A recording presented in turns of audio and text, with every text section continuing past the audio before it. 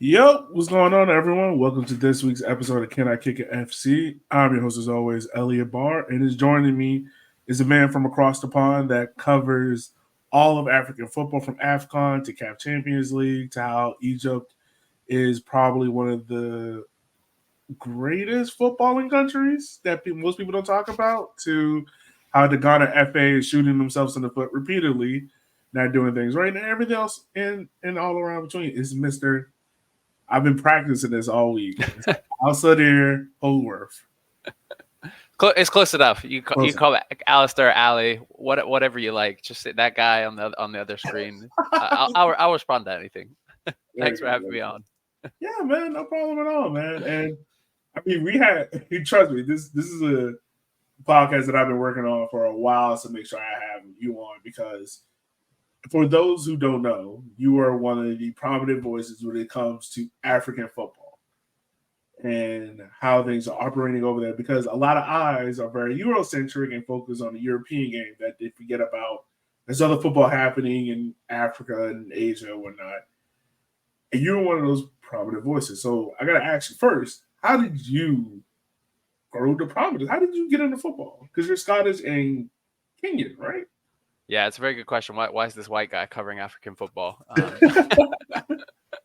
No, I grew up. I was born and raised in Kenya, in East Africa, and spent kind of my first 18 years there, and so that's kind of where my love of both Africa and football came from. I think for those of you not aware of Kenya, Kenya is just like although we're a terrible footballing country in terms of our performance internationally, we are a footballing mad country, and I'm sure like a lot of people kind of listening or viewing, if you have viewers in the US, kind of are used to getting up at crazy early hours to watch the Premier League, the Champions League, whatever, because of the time zone difference. Whereas for us, it was the opposite, was staying up really late, kind of watching Champions League games that kicked off at 11 p.m. or 12 at midnight. And to be a football fan out there, you've got to be passionate. And we certainly were growing up. So I think that's kind of where my love of football stemmed from, is very much kind of growing up in Kenya. We'd play football wherever and whenever we could, obviously. And then also, my family is big football family in terms of the way my dad raised me. So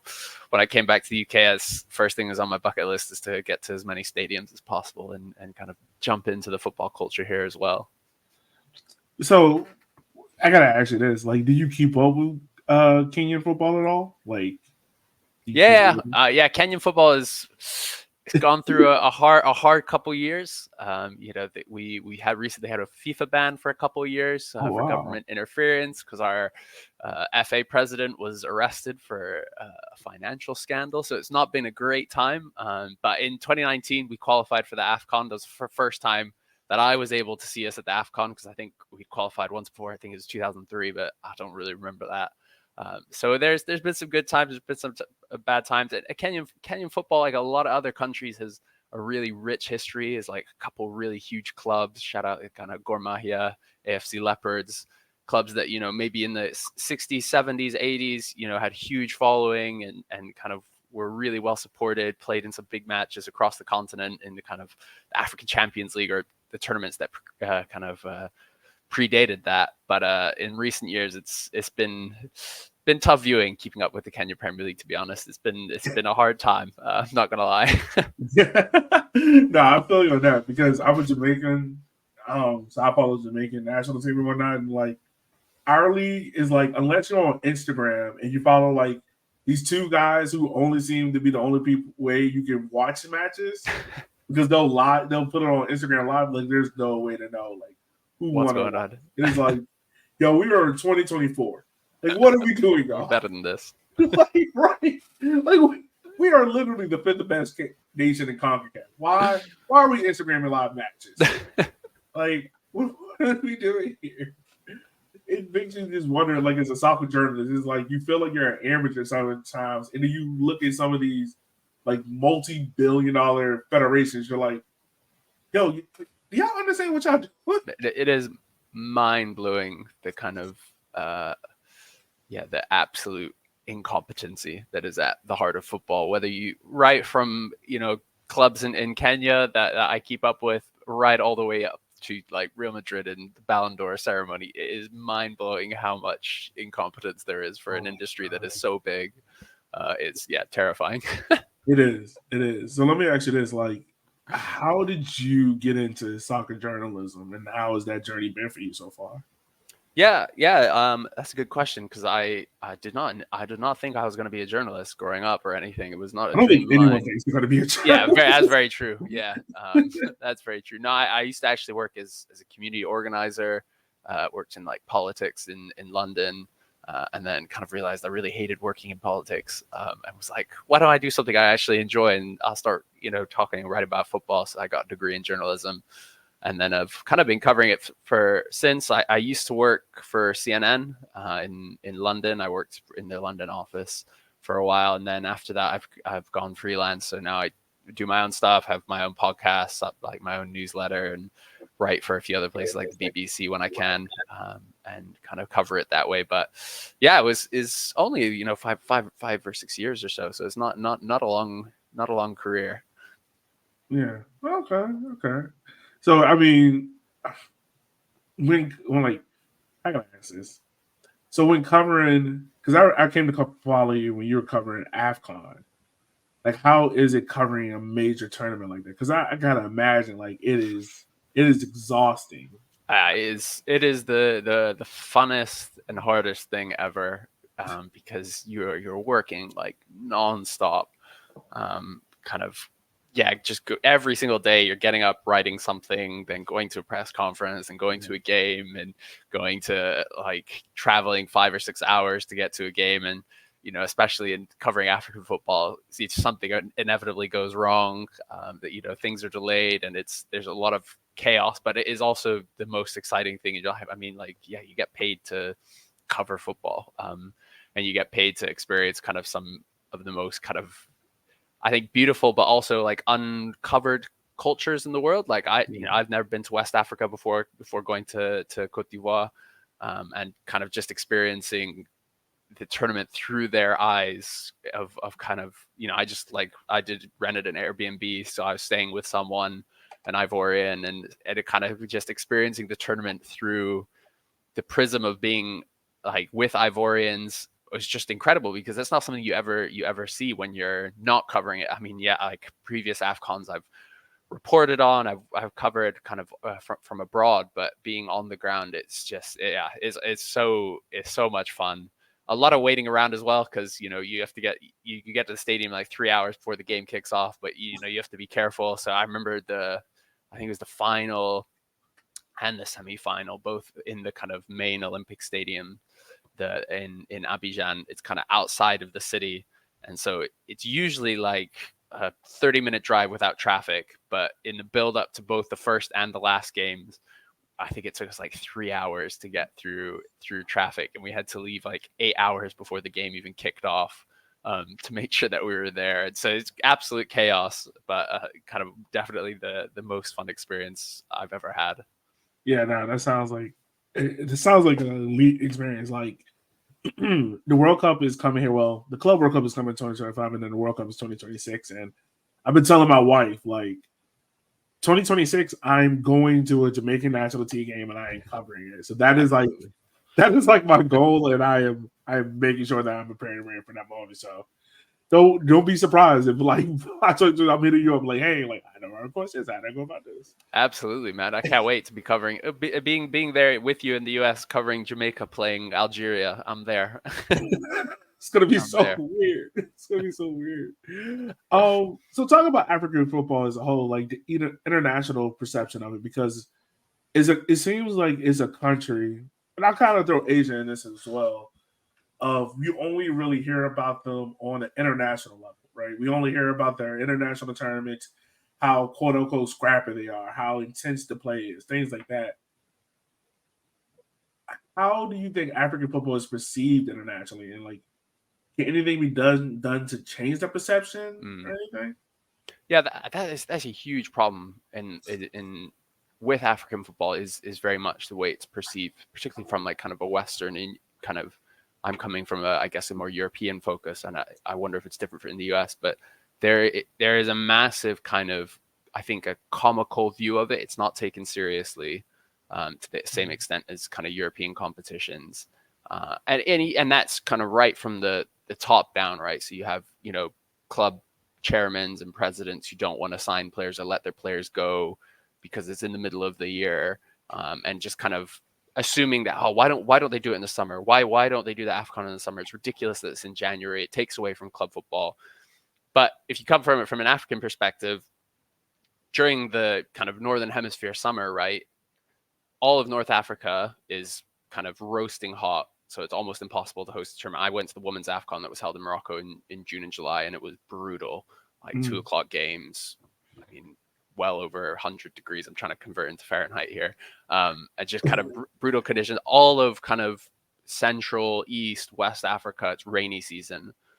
So you just can't have football tournaments during that time because the rain the storms are too big. So it kind of that restricts you if you want to host your tournaments in the Northern Hemisphere summer, essentially to a couple North African countries and South Africa. That's essentially all you can do. So we can't have it at any other time. It has to be in January. That's the one time when pretty much every African country can host it. So even, right from the top, there's a huge amount of disrespect, and even down to the coverage. Like, I remember covering it from the UK in 2021 or 2022, but the 2021 AFCON. And, initially no one even bought the rights to show it for the first, until a week before it kicked off. And even when Sky and BBC did, they didn't have any studios. They didn't have any coverage. They didn't even have commentary for some of the games. And the commentary they did have was just the token world feed that is provided. They didn't have their own people until the later rounds. And it was just really badly produced, which makes for a bad product.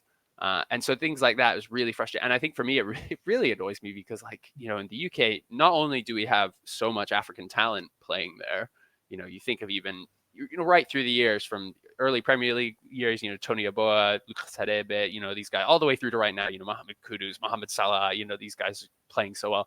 But also you have these massive diasporas in the UK. And it's at a time when the diaspora, and particularly the West African diaspora, is culturally kind of changing the landscape of UK culture. You think of music and and pop culture is so heavily influenced by Nigerians, by Ghanaians, and even by Somalis in East Africa. Kenyans, we're still trying to get there, but there's no kind of, the coverage is really poor. So then the AFCON is kind of left to its own devices as being it's just a meme tournament. We only share the stories that are ridiculous. And look, there are ridiculous stories, just as there are in all football. There's ridiculous. There's some crazy things that happen, like in 2021 when Gianni Sakazwe, the referee, got heat stroke and so blew 5 minutes before the full-time whistle. He went in the 85th minute.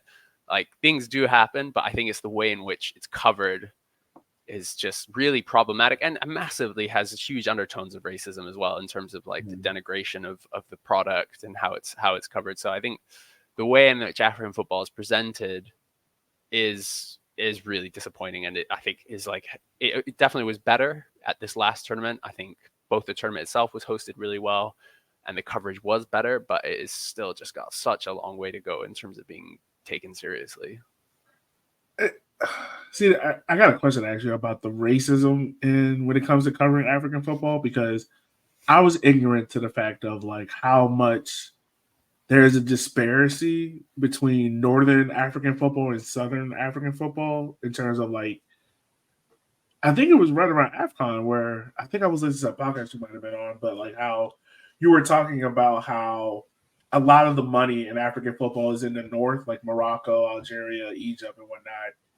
And how a lot of that influence shapes a lot of the decisions that happen around CAF and AFCON and things like that. Do you mind kind of diving into that a little bit more? Because that's an interesting point. Yeah. So so historically, football obviously was introduced into the continent first initially in North Africa. You think particularly the French and English colonies, Egypt, Algeria, Morocco. So they have a really, really long history. And as does the rest of the continent. I think even Tanzania, South Africa, these countries have long histories, but football was established very early there, and football institutions were really important. You think of Al Ahly, we were the kind of the Real Madrid of Africa, the ones that win the Champions League all the time and are the best on the continent. When they were initially founded in the 1910s, 1920s, it was kind of part of the resistance movement against British kind of colonial power.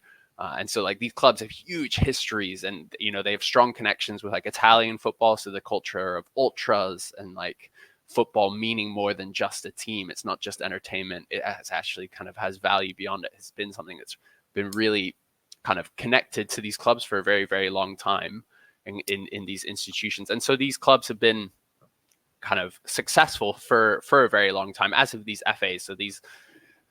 So when you look at kind of the countries that have done really well over the decades, I mean, Egypt are Mr. AFCON. They've won the most titles. They have that had the super team in the 2000s where they won 3 AFCONs back to back, and have been able to produce players that a huge amount of talent.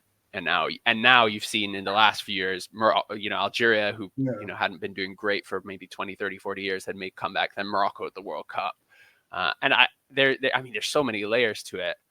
One is kind of culturally, CAF was also dominated by these countries. I mean, you even think about the countries that actually initially made up CAF. I think it was like Sudan, Egypt, Ethiopia, and I think South Africa was initially involved, but then was kicked out due to the apartheid.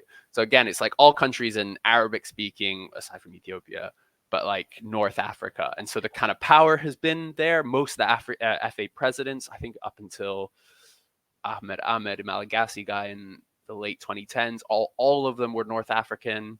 And so there was a real kind of focus, whereas from kind of West Africa, you had some really strong teams, like those back in the days, you had like Asante Kotoko from Ghana, who like built the core of the Ghanaian team that was so good in the kind of 60s and 70s.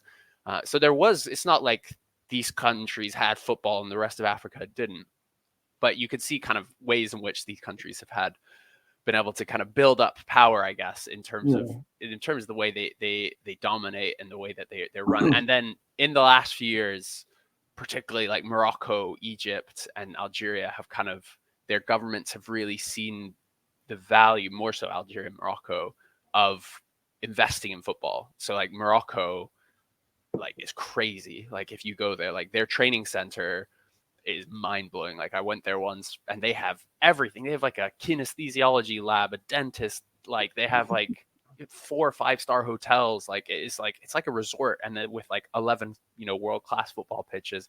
So they've kind of, their countries like nationally have invested in the sport in a way that very few countries in sub-Saharan Africa have. And it kind of that investment has kind of reaped its own rewards, and as well as those countries have really strong ties with their diaspora. So as the European countries get strong as well, you see the Moroccan diaspora, the Algerian diaspora coming back to play for them in a way that you don't quite see with other countries, and a lot of other countries are catching up. But it's kind of left this where there is particularly at the club level, it's kind of the North African teams really, really dominate most of the rest of the continent. Okay, that makes a lot of sense. And my other part of the question that I have for you is keeping it on African football. Like, obviously, a lot of people adjust what they see from African football through social media, right? Like you said, it's kind of like people look at them as the meme association. Oh, look at this crazy tackle, or look at this guy trying to handball the ball into the back of the net. And this might be hard because you're dealing with like 50 different federations, but just as a whole, how can they use technology and social media to like change the way how African football is consumed and reported by fans? Yeah, that is such a good question. I think that has been where actually the strides have been made, right? Is really social media, but it's also the connection between football fans in Africa, European football, but also the diaspora in Europe in particular, and the US, but in Europe in particular, because there's this, I feel like, I might be a bit wide off the mark here, but it felt like when there wasn't as much movement kind of from, particularly I think of Nigeria and Ghana into the UK, and there wasn't as strong a connection between the people, diaspora living in the UK and then back home in Nigeria and Ghana. And I mean the connection, not like in a personal, private level, but publicly, there wasn't the same kind of, because people just weren't able to express themselves publicly, because here in the UK, we're really great at silencing voices and really great at kind of sidelining people who kind of the majority didn't want to hear from. But because of social media, we've seen a much stronger connection. And because African football is so, because people in Africa are so invested in football, absolutely love football, we've seen this we've seen it definitely improving. And we've seen that in even the reporting of the AFCON is there's a much more kind of focus on TikTok. There's a much stronger focus on kind of trying to get into social media and trying to get into those kind of spheres in which, look, the mainstream kind of media isn't covering African football even as much as it used to. The BBC, I remember chatting with the BBC guy in Africa when at the AFCON, and he was like, oh, usually we'd have a team of like 20 people here. Now we only have 3 of us, because they just don't want to cover it anymore. It's not as big a priority for them. So I think in the absence of that, that's where we've seen a lot stronger connection between like people on the continent, the diasporas, actually representing the tournaments in a way that is, I think, sometimes still a bit memey, a bit kind of, particularly when you're missing the voices that are there at the tournament or missing the voices that are there on the ground covering it. It can kind of be a bit myopic and you can miss out on the wider picture. But I think it's definitely giving a better picture of actually what the football is and what's going on. I think for me, the frustration is, particularly from the diaspora's perspective, as soon as the AFCON ends, that's where the interest disappears, and for me, I would love to see that kind of passion and interest continue throughout the year into the CAF Champions League. The Women's Champions League is kicking off this next weekend, and I would love to see interest from outside the continent and within it, the continent, to be fair, in the Women's Champions League. So I think that we got a long way to go, but there definitely is an improvement with kind of a newer generation and access to things like social media. Yeah, I would say like here in America, like the only way you can really truly get African football is on beIN Sports. Mm-hmm. And beIN is notorious because they are cheap, that they will run commercials in the middle of like while the game is going on. Like nothing like it's not a picture or anything. I've seen it. Because I'll tell you right now, here in the UK, there's a lot of African football, club football you can't get at all. And I won't say that how I access some games, but I end up watching it on beIN. And I've missed goals because of that. Like there'll be a stop and play, and then like an advert will come, and then suddenly like a team will be 1-0 up, and I'll be like, wait, what's going on here? Yeah, and it'll take forever to get back to the goal. Yeah, this is like it's so bad. It's so bad. Like I remember being that. That's also how I got into football, through beIN, and to see how much beIN has like fallen off is a podcast in itself. But I digress. So the real purpose of this podcast is to talk about one of the bigger footballing countries, the Ghana FA, and everything that's going on there. So first of all, let's start off with like what are, in your opinion, what are the main challenges currently facing the Guyanese Football Association? Whew, man, that is where to start. No, so I mean, for context, so Ghana is, despite not being one of the most populated countries in Africa, despite not being like one of the most kind of culturally, financially dominant in other areas, a country in football terms, Ghana is a huge country in African football. It's one of the African giants. They've been one of the most successful teams on the continent in terms of the AFCON. I was mentioning Asante Kotoko as a club who were one of the kind of greatest club sides in football, and they produce some of the best players, in African football history. You think of people like Abedi Pele, Andre Ayew, his son, Michael Essien, guys like that who, were playing when I got into it. But the last kind of 5-10 years has seen the kind of biggest decline in Ghanaian football. And it's heartbreaking to see. But what's kind of sparked the kind of conversation at this moment is actually the fact that, over the last 2 Africa Cup of Nations, they've had their worst ever performances. So both at the 2021 AFCON and at the most recent 2023 AFCON in January, they got knocked out in the group stages. In humiliating circumstances. In 2021, they lost to the Comoros. Now, the Comoros, for context, is a country whose entire population, I think, is like 500,000, and had never qualified for a tournament before. And they knocked Ghana out. And then this last AFCON, they drew with, it was Cabo Verde, again, another minuscule island nation, as well as drawing with Mozambique that kind of made them lose. And then off the back of that, their 2 worst ever AFCON performances going into qualifying for this next AFCON that'll happen next year. They are now on the verge of being knocked out. And they're in a group with Angola and Sudan, who are the 2 teams that are going to knock them out. And this happened off the back of Sudan beating them at the last round of qualifiers.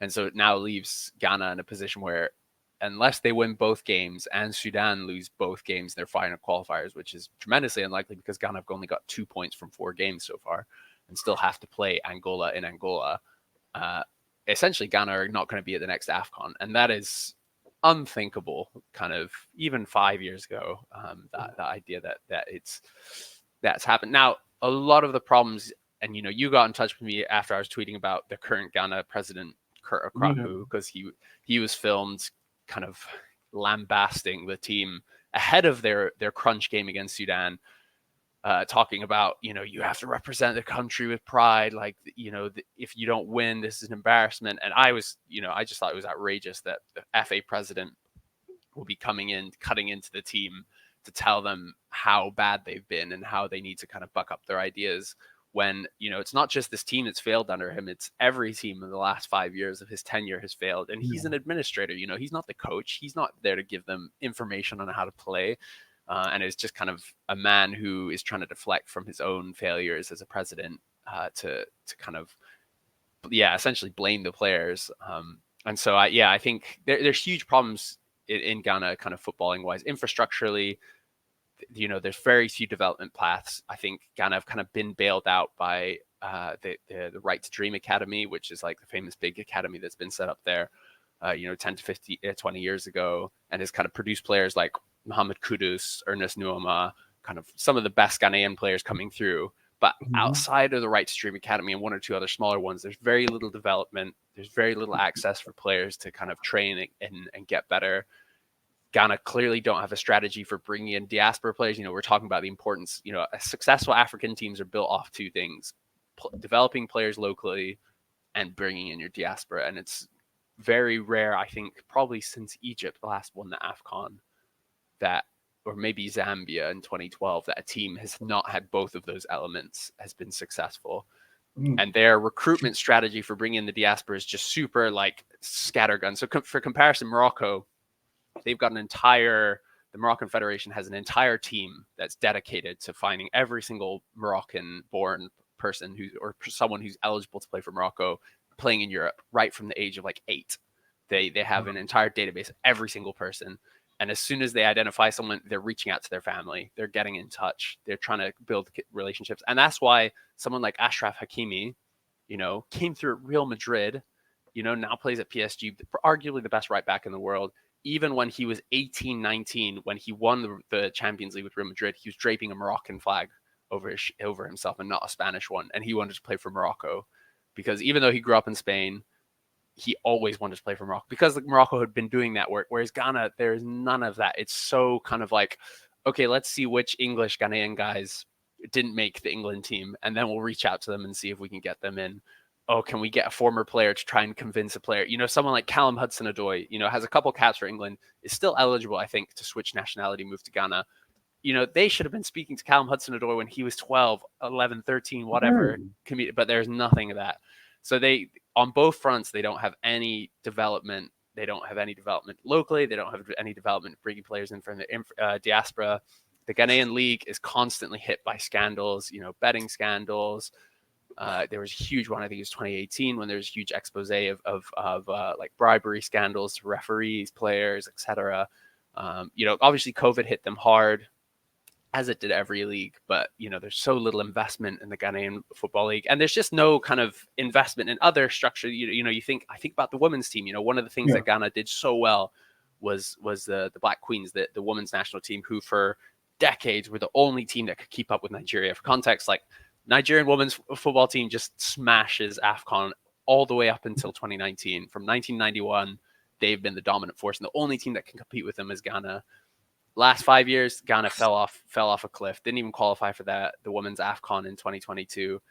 In fact, the under-17s team is currently not even allowed to play because they're facing a ban for fielding overage players. And it's Oh like my that God. that comes down onto the president. That comes down onto, the people who are running this. It's not the players' fault. It's not, it's the structure. And so I think, Ghana football is at its lowest point in kind of every sense of it. They don't have any teams in club competitions who qualify for the Champions League or the Confederations Cup, which is the African equivalent of the Europa League.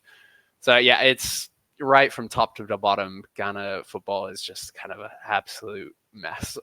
That wow.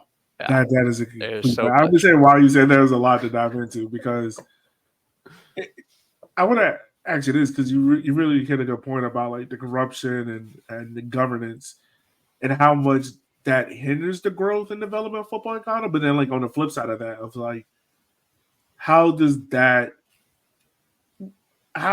messes with the relationship with the fans of Ghana football, because they're like some of the most passionate fans I've Yeah, ever seen. 100%. I'll Like, tell how you, does that mess with them? one of the craziest experiences I've ever had was going into the post-match press conference of, it wasn't even was it the last game? I think it was the last game, the game they drew 2-2 with Mozambique, the final round of the group stage in the AFCON, and the journalists sitting in the room, they just were out for blood for Chris Hughton and his players. And like, I've never seen such unprofessionalism from journalists, but it's because it means so much to them. And they were screaming at him, like the press conference had to be ended early. And then when the players came out, and, it's like how it works is there's like a mix zone. So it's kind of a bit weird, but it's like, you've got this barrier blocking the journalists, and the players have to walk past, and you kind of try and get their attention. And if they want to speak to you, they'll come over, and there'll be a big rush to like everyone get their microphones in front of the player and ask him questions. But obviously the Ghanaians just had the most humiliating result, drawing with Mozambique, getting up to the AFCON. So none of them are speaking to them. One or two journalists actually like, grab players, like trying to force them to speak to them. And like, look, yes, I think the Ghanaian players should front up and should explain why they lost, should kind of hold their heads high, blah, blah, blah, and speak to the media.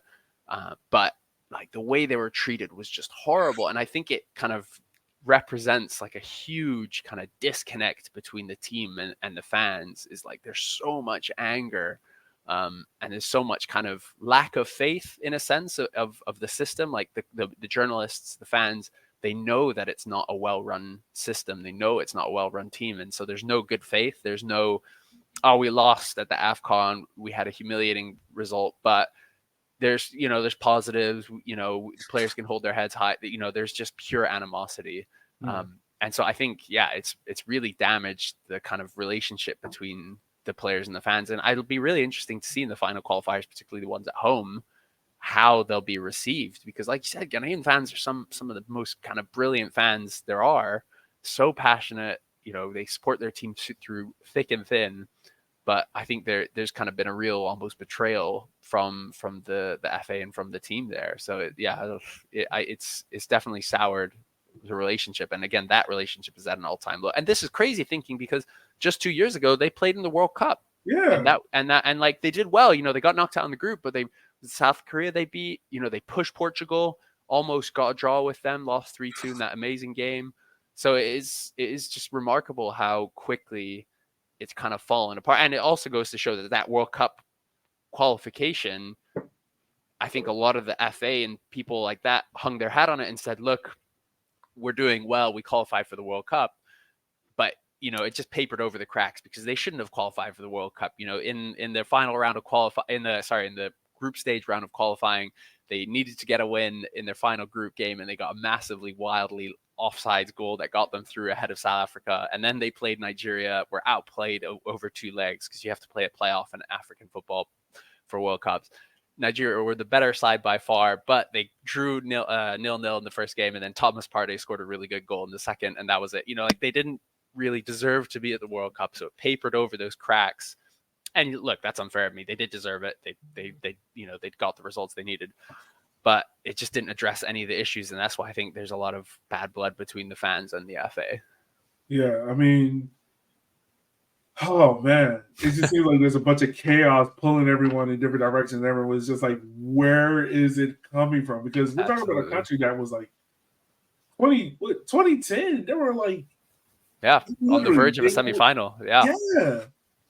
And now we're talking about them missing out on national tournaments on all fronts, just not on the men's level, but women's, yeah. youth, and and and and it's and again, I yes, I think they haven't provided the play. They haven't quite developed the same level of players, but yeah, you look at that front line for them. You have Yanaki Williams, constantly a great goal getter in Spain for Athletic Bilbao. You have Antoine Semenyo at Bournemouth, who just tore Kyle Walker a new one over the weekend when Bournemouth beat Man City. Amazing player, can play anywhere on the front three, kind of so strong, so powerful, like can win games on his own, incredible player.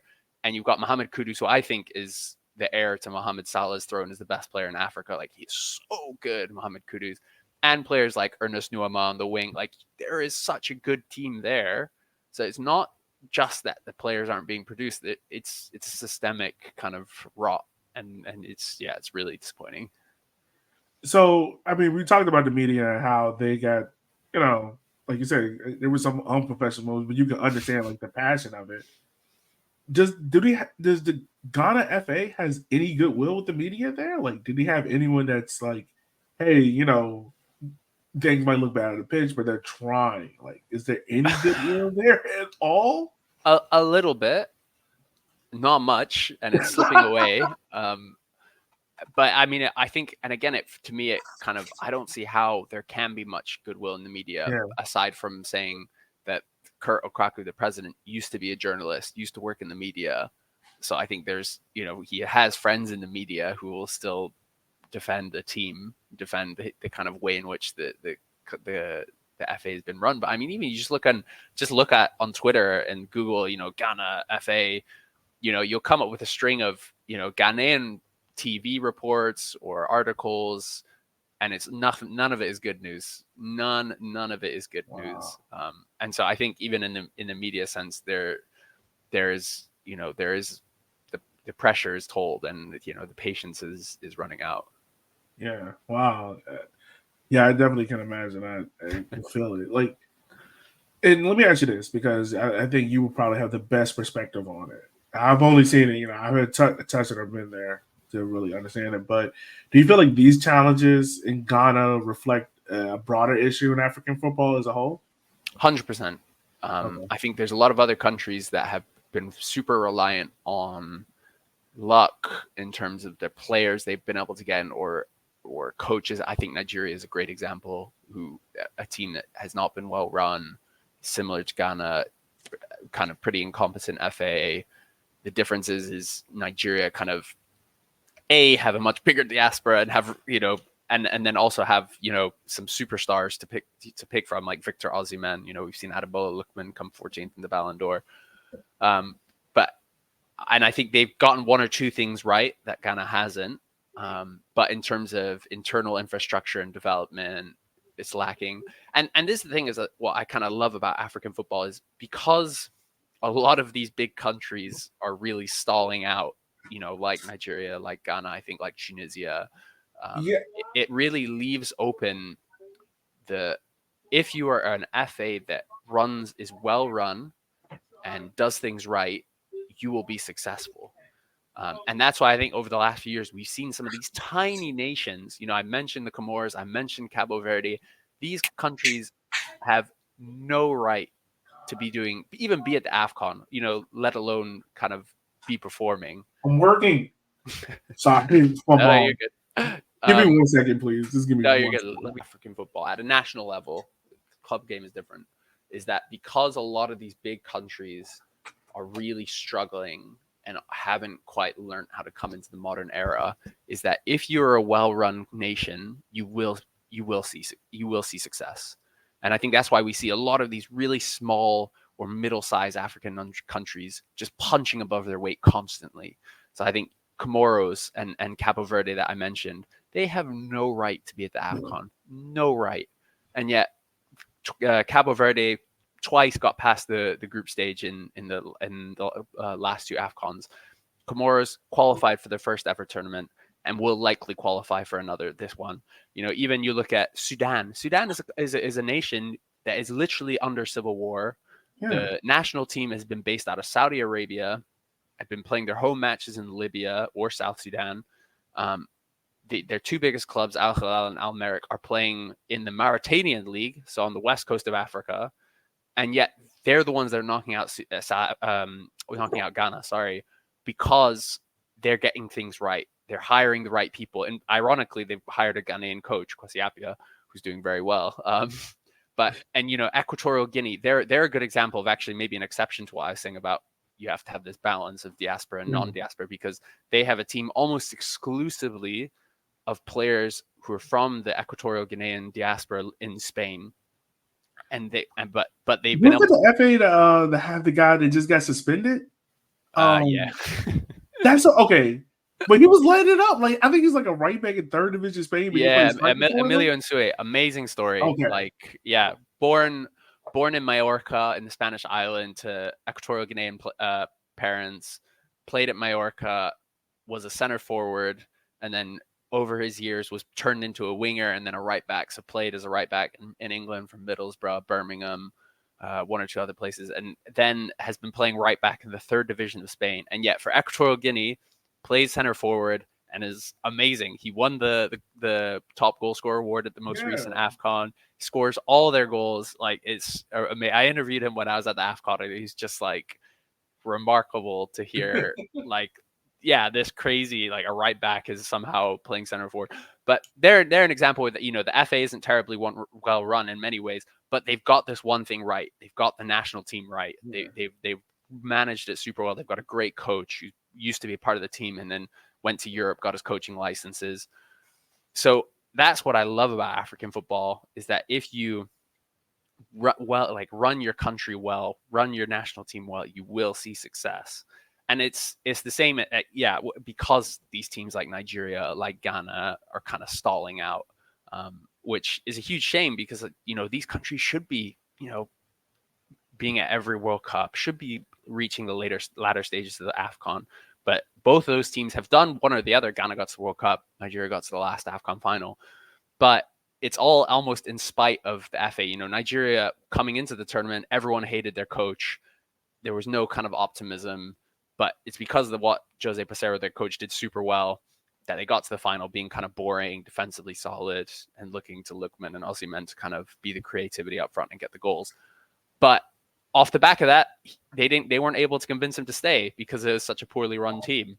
So now they're back to having their coach, who was the interim coach from like 3 years ago. Yeah. So yeah, there's a lot of countries that are really badly run in terms of their FA in Africa. And there's some that are really well run. Shout out, to ones like Senegal, like Morocco, like Algeria. And that's why those are the countries that are seeing huge success, because they are well run. So for all the dumping, I guess we've done on Ghana, which is rightfully deserved, because they earned it. Are there any positives for fans to look forward to, or supporters to look forward to? So I guess the positives are a couple things. From the men's side, right, you have the Right to Dream Academy in Ghana, which is one of the best academies in the world, certainly in Africa, which is producing these incredible talents like Mohamed Kudus. So there is so much talent there, and there is the kind of framework for building academies, for building that kind of development structure to bring through the players. Not only that, they do have an amazing diaspora of players. You think of some of the players who haven't, players like who are playing for other European countries that could have played for them, like Jeremy Doku, is Ghanaian. You think of, I don't know, like even Eddie Nketiah still could potentially play for them. So there's kind of the building blocks there. And it's just about hiring the right people. And we've seen that on the women's side. They hired a Swiss coach, Nora Hapital, who's come in and has done brilliant work.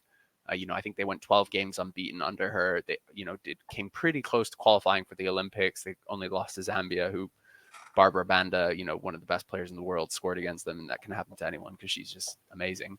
But they're now a well-coached team, and what the FA has done well with her is, although they haven't done any of the work, they've given her the license to do the work. So she spends every week in Turkey or Germany or Sweden, visiting players, visiting diaspora players, trying to convince them to play for Ghana. So like they've hired the right person there. From the men's side, it's hard to find the positives, I'm not gonna lie, because they're not doing well in World Cup qualification. They're almost definitely not going to qualify for the AFCON.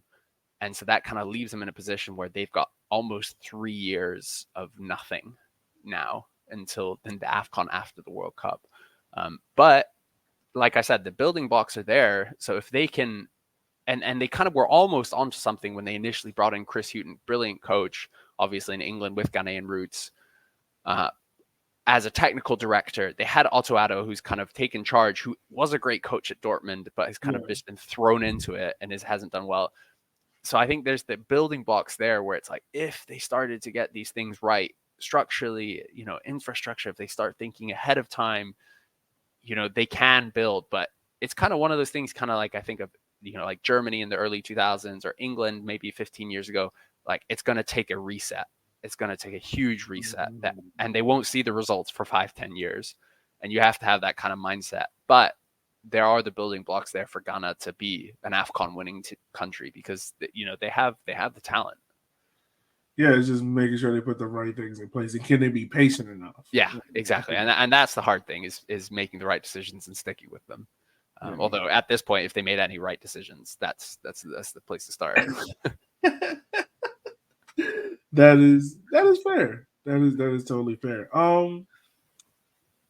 There was one more question I wanted to ask you before we kind of start to wrap things up, but like, and once again, I rely on your expertise of being a reporter of African football, but like, in what ways do you think football reflects the cultural and social dynamics of Ghana? Like, how does that, and overall, like, how do you go about reporting things in different countries? Do you have to change the way how you report things in versus Morocco than you do in Egypt or like in South Africa? Like, do you have That's to a really good question. report things?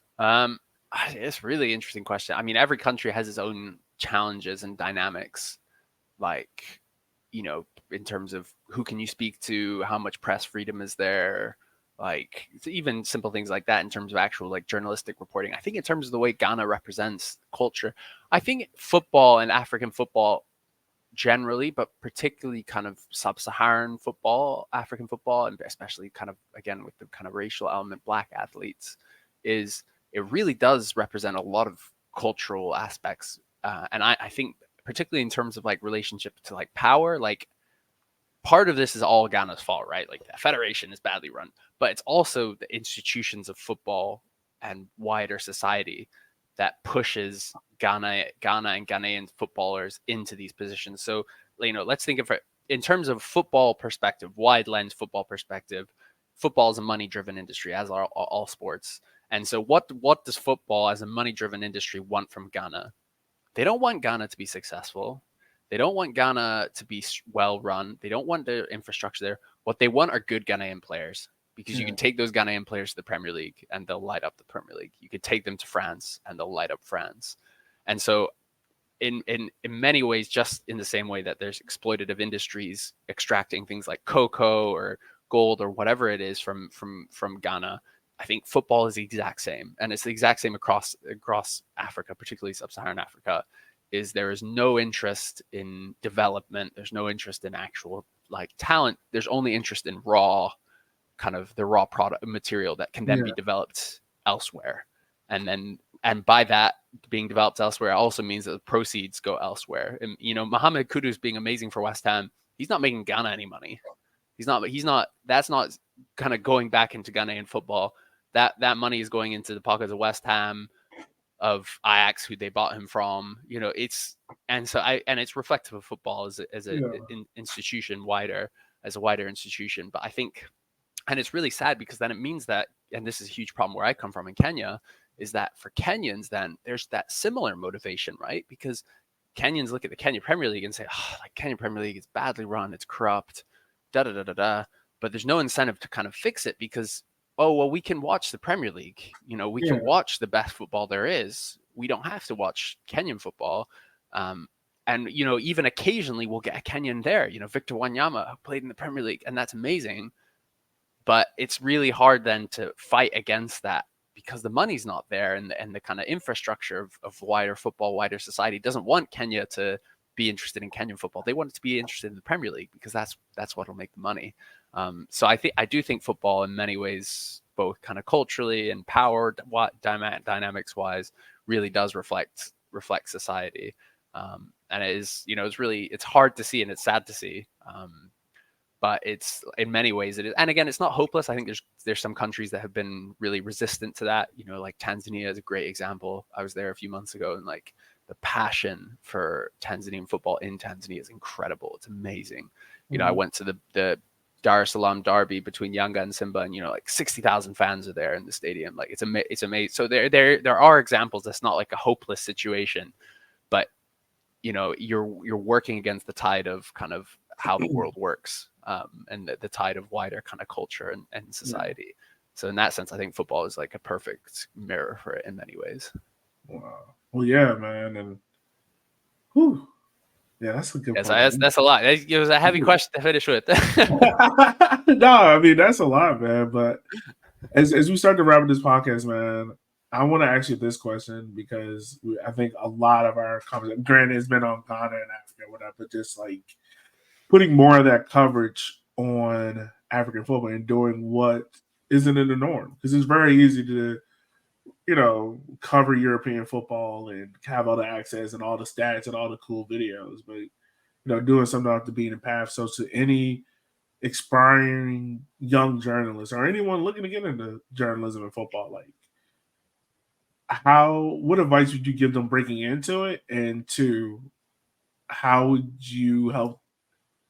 they do well in covering African football? That's a hard one. I mean, journalism now is not the time to be getting into it. You know, it's an industry that is falling apart. There's less and less money in it. It's hard. So I would say, first of all, be realistic because it's tough. It's a tough gig. Yeah. It's like, and a lot of it is just, you know, sadly, you're reliant on luck, on connections, on, you know, getting that break and taking it. And yeah, you have to work hard and seize that opportunity. In terms of particularly sports journalists, like, yeah, if I was someone doing sports journalism now, entering it, and even the way I approach it is don't cover the Premier League, don't cover the Champions League. Everyone is doing that. Yeah. And so you are not going to get a big slice of that pie, you know, kind of. That's what we were talking about off air before we started recording, how, like, you know, you were covering your local team, Richmond, and like, I think that's where it's got to be. Like, make yourself an expert on these smaller fields. And then when those things start to grow, you'll get a huge, I mean, imagine being like someone who covered, you know, and I don't know how this has panned out. You probably have much better, you know, experience than me, but someone who covered, say, Inter Miami five years ago when the team was just being formed and like covering local football, you know, you're in a position that when Messi comes to town, you actually have the expertise and the experience to say, you know, like, this is actually what football means in Miami, whatever it is. And so I'd say if you're particularly getting into sports journalism, yet don't cover the big stuff, like, because it's so easy to be an expert on the Premier League. We all are, because we all watch it, we all love it, you know. But, you know, the chances of you being able to break into that, or if you do cover it in a weird way, cover it differently. For me, again, a huge one, women's sports, women's football, like, and especially in the US, you know, like the NWSL is amazing. You've got so many new, you know, players coming into it, new franchise teams like, you know, Bay City, you know, Angel City is really interesting. And women's football is just like exploding everywhere. Even like Mexico, you know, so many African players playing in Mexico now. You know, even here in the UK, the WSL is growing. Even here in Scotland, I watched the Edinburgh Derby a couple of days ago in the stadium. It was great. Like, so I think finding those niches is so important because, yeah, the big stuff, everyone can cover those. You know, like you can learn to cover those with your kind of eyes closed. But it's the kind of when you get into the niche stuff that's you kind of show your value, I guess. I think that's the biggest thing I'd say. What was the other question? Sorry, I got focused. No. I mean, I was listening to you. No, just like how. Oh, about African football. Yeah, about African. I just like take interest. Like that's the biggest thing. There's so many amazing clubs and countries and interesting stories, like, that you can kind of get invested in and figuring out ways to not just consume it from the way in which it might be shown on your news feeds or your, you know, Twitter or X or whatever, TikTok, like actually trying to find out about those clubs and find out how you can watch. So, you know, in the US, yeah, you can watch all the CAF Champions League football games on BN. That's awesome. Like in the UK, we literally do not have a way to watch it, like through mainstream ways. And then, you know, you can cover other kind of aspects of it, like Women's Champions League. I think that's going to be free to watch on YouTube, like every single game.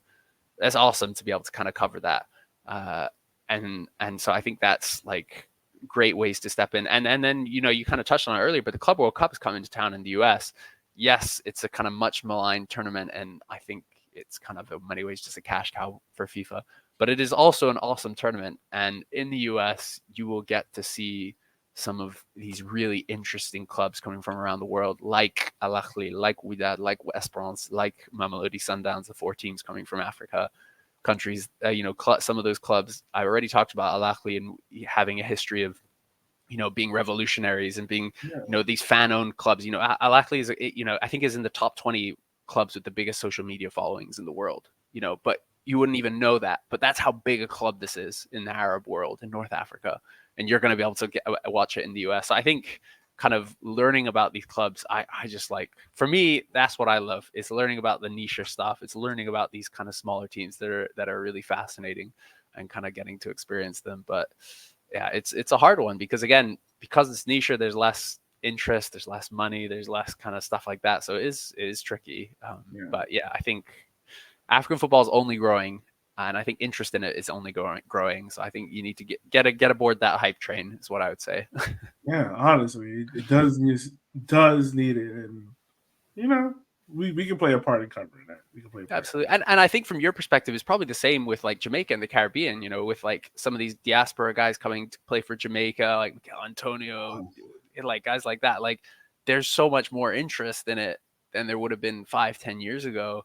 And it's about like, how do you capitalize on that? How do you start showing that, you know, if Jamaica gets the World Cup, you know, like, which they probably should, like, how awesome would be that, you know, covering that, reporting that. I think like, it's not just an African thing. I think there's other parts of the world where we're kind of realizing, oh wait, like there's sport here, there's football here. It's like, and you know, it's cool, and it's has its own character, even if, you know, you have to watch it on a Instagram live stream, whatever, like stuff like that. It's, yeah, you got to embrace the kind of mayhem. Yeah, the craziness behind it, man, and whatnot. But man, Ali, I just want to say thank you for taking the time out of your day for hopping on this podcast, man. This has been one of the more fun and informative pods I've done in a long time, and I couldn't have done it without you. Nah, it's been a joy. I've loved it. I'll talk about African football all day long. I love it. I love it, man. I love it when, you know, you can get someone on the pod where you can just talk to them and you throw them a question and you just like, you can see their eyes over the passion flows through. I love it. Absolutely. So yeah, where can listeners reach out to you and follow some of your great work? Yeah, that's a very good question. I'm trying to figure that out myself. I posted my first TikTok the other day, and it was horrible and cringy and suffering experience. No, I mean, in terms of social media, I've been quite quiet actually the last kind of year, but I'm trying to ramp it up again, doing stuff. You can find me on Twitter.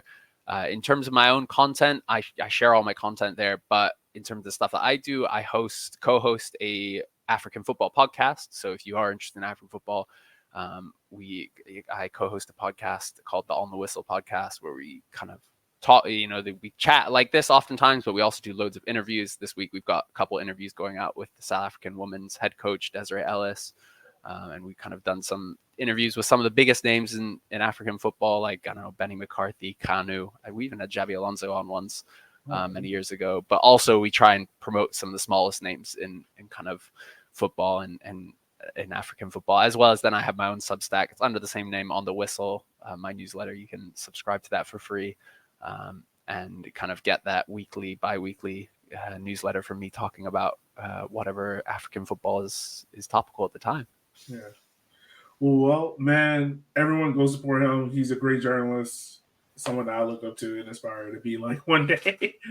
But with that being said, listeners, we just want to say thank you for taking the time out of your day for listening to our show. And with that being said, we will holler at you guys next time. Be easy and be safe.